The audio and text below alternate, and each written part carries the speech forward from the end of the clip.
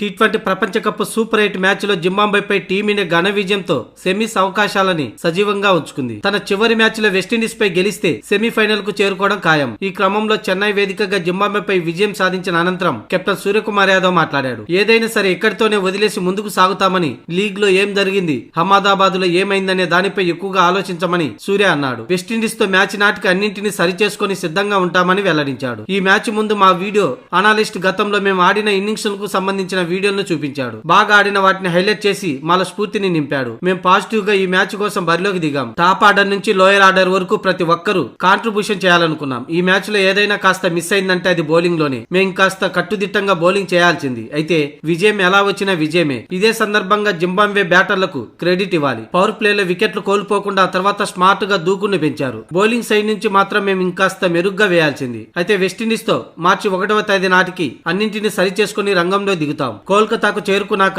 Eden gardens లో కూర్చొని game plan వేస్తాం అని సూర్యకుమార్ యాదవ్ చెప్పుకొచ్చాడు. ఇకపోతే అవసరం లేకపోయినా శివన్ దూబే చేత ఈ మ్యాచ్ లో ఎందుకు బౌలింగ్ చేయించానంటే, కోల్కతా పిచ్ ని దృష్టిలో ఉంచుకొని అదనపు బౌలింగ్ కోసం 2 ఓవర్లు ప్రాక్టీస్ గా ఉంటుందనుకుంటే తన నుంచి చాలా పరుగులు వెళ్లాయి. తదుపరి మ్యాచ్ లో దీని గురించి ఆలోచిస్తామంటూ సూర్య తెలిపాడు.